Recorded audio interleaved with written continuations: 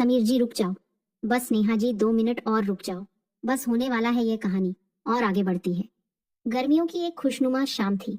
समीर और नेहा की शादी को 2 साल हो चुके थे, लेकिन ऑफिस की भागदौड़ और रोजमर्रा की व्यस्तता में दोनों एक दूसरे के लिए सुकून के पल नहीं निकाल पा रहे थे। आज नेहा ने तय किया था कि वह इस शाम को कुछ बेहद खास और यादगार बनाएगी। शाम के करीब 7 बज रहे थे। समीर ने जैसे ही थके हुए कदमों से घर के दरवाजे की घंटी बजाई, नेहा ने मुस्कुराते हुए दरवाजा खोला। समीर उसे देखकर वहीं ठगा सा रह गया।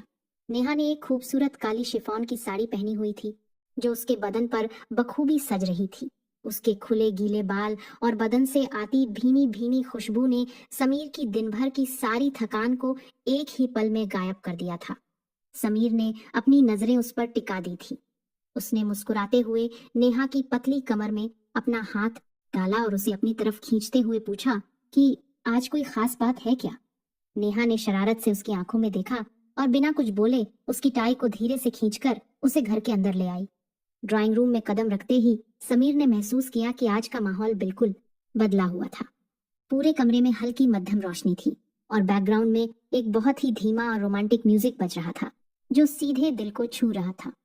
नेहा ने समीर को सोफे पर बिठाया और खुद उसके बिल्कुल पास आकर बैठ गई। दोनों के बीच की दूरी अब पूरी तरह खत्म हो चुकी थी। समीर ने अपनी उंगलियां नेहा के नर्म चेहरे पर फेरी और उसकी रेशमी जुल्फों को कान के पीछे करते हुए उसकी आंखों में झांका। नेहा की सांसें थोड़ी तेज होने लगी थी। समीर ने धीरे से झुककर उसके गालों पर अपने होंठ रख दिए, जिससे नेहा के पूरे बदन में एक अनजानी सिहरन दौड़ गई।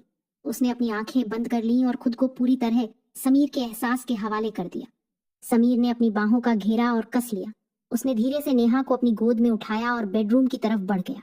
बेडरूम का नजारा और भी दिलकश था। वहां मोमबत्तियों की हल्की और मध्यम रोशनी चारों तरफ एक जादुई और मादक माहौल बना रही थी। समीर ने नेहा को धीरे से मखमली बेड पर लिटाया और खुद उसके बेहद करीब आ गया। उसकी धड़कनें अब नेहा के दिल की धड़कनों से मुकाबला कर रही थी। समीर ने झुककर उसके माथे को चूमा, फिर उसकी बंद आंखों को और फिर उसके होंठों के बेहद करीब आ गया। नेहा ने अपनी दोनों बाहें समीर के गले में डाल दी और उसे अपने और करीब खींच लिया। उस रात कमरे की खामोशी में सिर्फ उन दोनों की गर्म सांसों की आवाजें सुनाई दे रही थी, जो एक दूसरे के प्यार में पूरी तरह खो चुके थे। समीर का हाथ नेहा के हाथ में था और दोनों की उंगलियां आपस में कसती जा रही थीं। मध्यम रोशनी में उनका यह जुड़ाव और भी ज्यादा गहरा लग रहा था। समीर ने जब नेहा के चेहरे को अपने हाथों के प्याले में लिया तो नेहा के मुंह से एक हल्की सी आह निकल गई। उसने समीर के बालों में अपनी उंगलियां फंसा लीं और उसे अपने और पास बुला लिया। दोनों के होंठ आखिरकार एक दूसरे से मिल गए। यह एक ऐसा गहरा और लंबा चुंबन था जिसमें 2 सालों का सारा इंतजार, सारी तड़प और सारा प्यार एक साथ पिघल रहा था। दोनों के बीच अब कोई झिझक नहीं बची थी। समीर ने नेहा को अपनी बाहों में और कसकर समेट लिया, जिससे दोनों के दिलों की धड़कनें एक सुर में धड़कने लगी।